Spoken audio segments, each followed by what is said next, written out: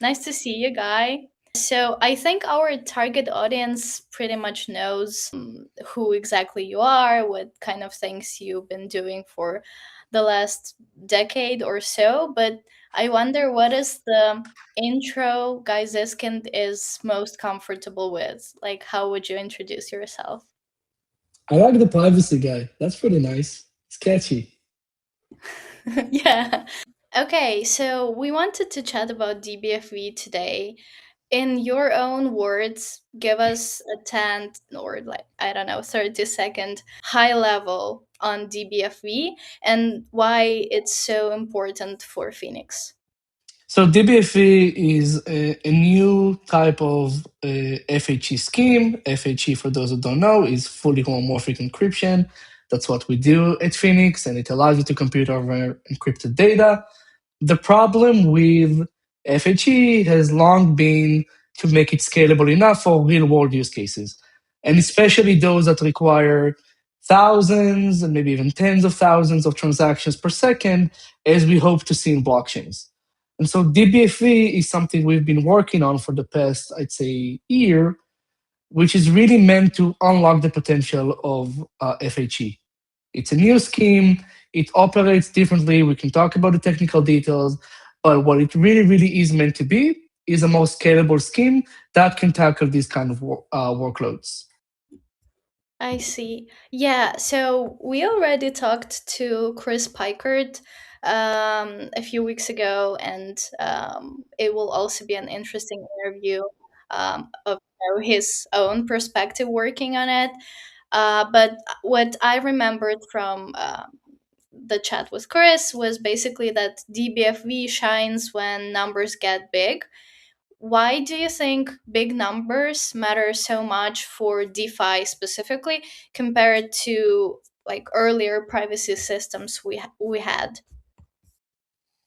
Right. So, when Chris says when number gets big, really what he generally means is numbers that are, let's say, 32, 64-bit or larger.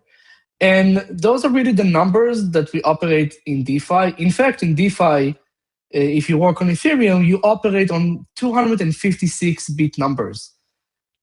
Even with current FHE schemes, you always decrease the precision because 256 is just impossible to work with current FHE schemes. And that's where DBFE shines.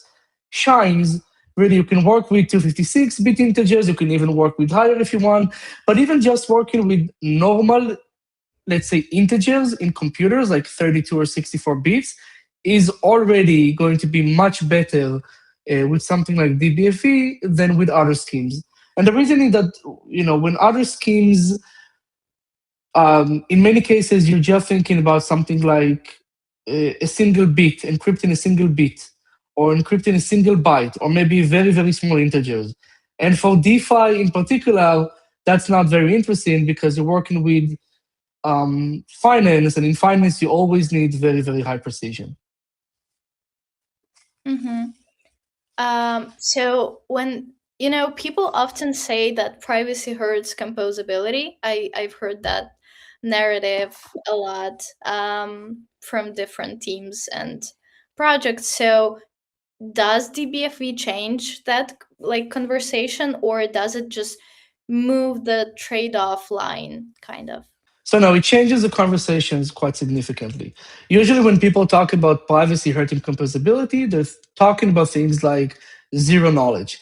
And whenever you're using a zero knowledge system, you effectively move into a very different way to manage your, I guess, tokens. So in zero knowledge, you kind of have to do it like Bitcoin does it. It's called UTXO, and it's very um, incompatible with composable smart contract platforms like Ethereum and Solana, which work using accounts.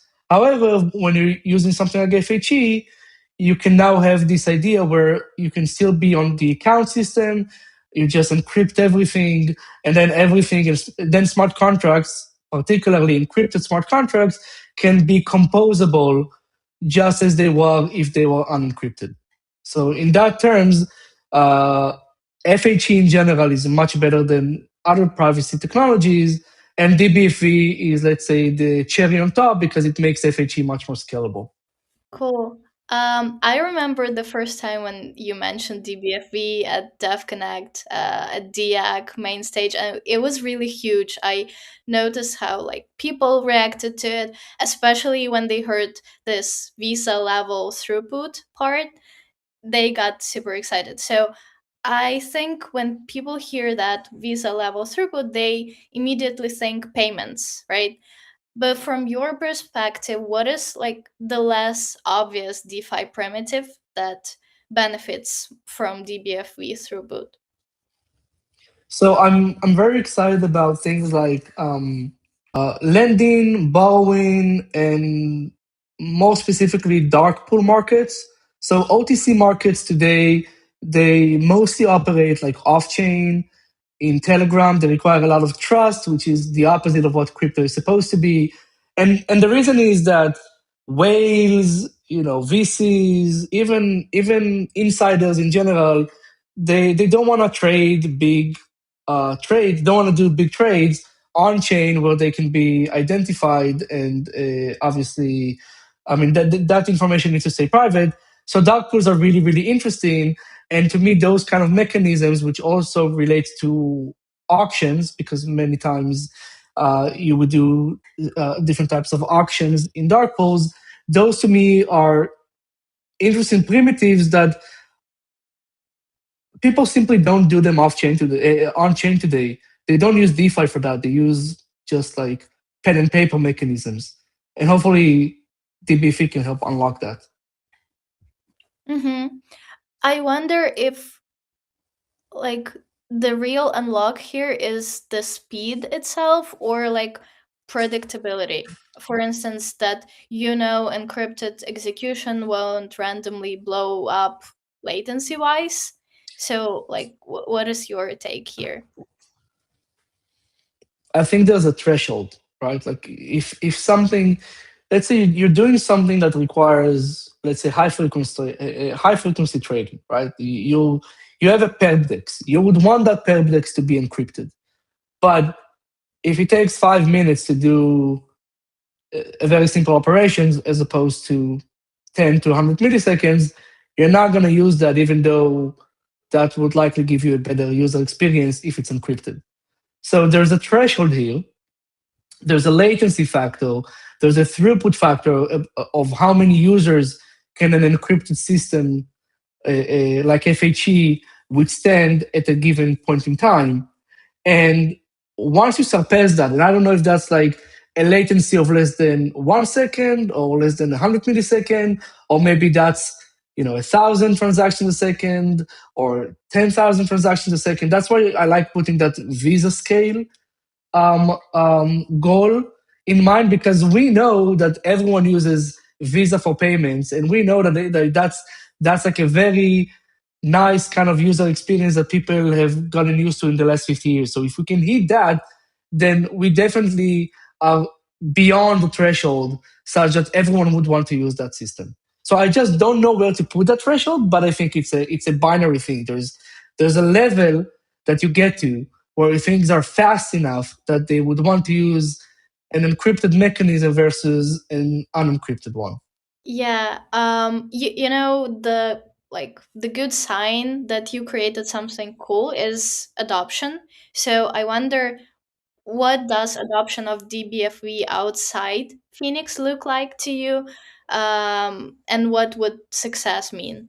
Yeah, I would say that I would want to see Nasdaq using Phenix DBFV to power uh, the basically the world the world's exchanges.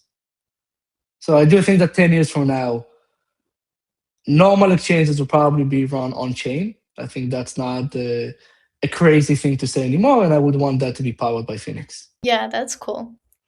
What is the biggest misconception institutions have when they first say or hear fully homomorphic encryption, and how did it change, let's say, from the time you started Phoenix till today? That it's too slow. that you just can't use it. It's not usable. I think that's been a misconception. I mean, that's the reason I started Phoenix, because it was a misconception even 2 to 3 years ago. And the speed in which FHE is accelerating, again, DBFV is just the latest example of that. But in general, the speed in which FHE is accelerating, I think people outside of FHE and outside of privacy just can't keep up with how fast and scalable it's becoming. Now, there's still a lot to improve. I do want to say that, but it's the trajectory that makes it clear that it's much more usable than people and institutionals especially realize. Hmm. Yeah, I know that there's still a long way to go, and like we discuss it internally a lot, right? So, um, if DBFV fails to deliver on one promise people are excited about, which promise is most at risk in your opinion? I think it's around AI. So I see a lot of potential for DBFV in AI. The reason it's more at risk is because, first of all, AI keeps moving the goalposts. Like, AI systems are getting faster and better and more efficient. And at the same time, we just internally have been very focused in DeFi for our go-to-market. So we still haven't explored AI to the depth that we need to. But that to me would be a use case that we're very excited about. But at the same time, that I think is still a bit, up there to see whether DBFE meets the promise with AI or not. What is the main benchmark or achievement from the current paper that you're most proud of? Um, so I don't know how many people know this, but when in math and computer science, if you can have addition and multiplication, those two operations, then from those two operations you can build a computer, a processor. You can basically compute everything. That's all you need. And in the paper, we've really focused. I mean, those are the two basic operations, and we put benchmarks for those two base operations. And again, in a specific set of circumstances, I don't want to say it's like fully generalized yet, but under those, let's say, lab conditions, we had addition be like thousands of times faster, and I think multiplication like maybe 50 to 100 times faster. Like, those are pretty impressive, and there's still so much to do with improving DBFE further. So, we showed that the two base building blocks for computation, we can do much better than the state of the art, which I think is exciting. Mm-hmm. I've got a follow-up question that I just have to ask as a marketer. How do you personally feel when these performance numbers from a paper start leaking into like marketing narratives? Do you have like the line that you need to be drawn here just because of the research that is still ongoing? Yeah, I mean, everything. It's a balance, right? Like, also as a founder, like, I know we need to be able to explain things simply to people, and so having like a concrete benchmark and numbers, and then to present them very succinctly is critical. But at the same time, there's always nuances. Like, anytime you do benchmarking, it will be better to show 100 numbers and then to explain the different trade-offs and settings so that people get the full picture.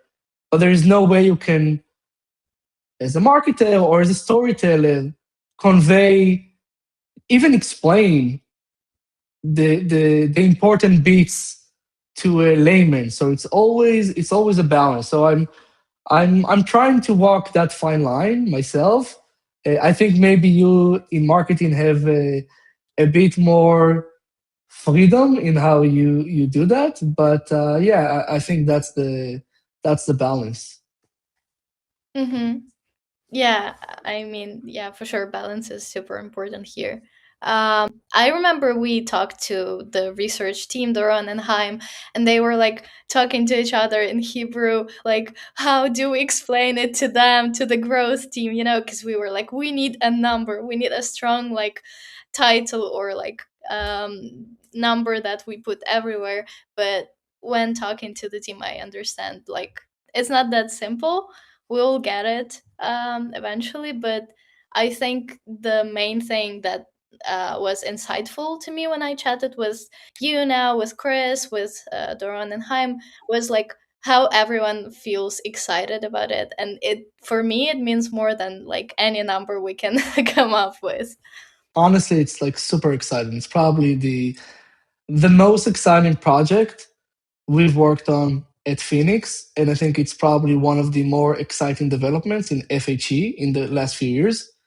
And I think what's even more exciting is that we're just getting started. I think DBFV is, again, it's a new FHE scheme, so it's a baseline for a lot of improvements and ideas that you can then develop on top of it. Do you think FHE is having its roll-ups in 2019 moment right now? Or are we still earlier than that? I thought 2025 would be that year, and then through 2025 there were a lot of distractions and it did not pan out. But then with privacy hitting like new highs, I think that 2026 might be the year that we get there, like in terms of like roll up level, um I guess, level of interest. And if it's not 2026, then I think it's 2027, but I don't think we are years away anymore. Yeah, I mean, Binance the other day posted FHE blog post, a blog post on FHE, and then Ethereum Foundation opens up this post quantum security team, which we can also think, oh, FHE might be a good solution to that one. What is your take on that one, by the way? Quantum No, risk. that's I was thinking about that as you were saying it. Like everyone's focused. Like I think FHE will be everywhere, regardless. But like everything is gonna need to use post quantum secure primitives. FHE, or more concretely, lattices, which is what FHE is built on, are the basis of that. I mean, you have some stuff when it comes to ZK. You have things like hash-based ZK, but for like signatures, digital signatures, encryption, all the other building blocks, like more fundamental cryptographic building blocks, you're gonna have to basically use the same math as FHE. So everything is gonna move to FHE, whether you want to use FHE or not. Everyone's putting effort into that, including NIST, the national organization working on these standards. So I think we are very, very well positioned, and I think I mean, this is going to be a group effort. This is not just Phoenix, but I'm excited about that. Like everyone's going to work with FHE based primitives, such that they would want to use for post quantum, such that they would probably then the leap moving to just use FHE everywhere would be so much easier. Yeah, I agree. I think this is going to be a very exciting year and a couple of years. Cool. I have the last question, which is more like ending soundbite. Can you please finish this sentence honestly? FHE becomes unavoidable for Ethereum when? 2027, if I had to put money on it. I will put money on it too, then, if you say so. Cool. I just felt like an LLM. You told me to autocomplete a sentence. So that's exactly what we have ChatGPT for.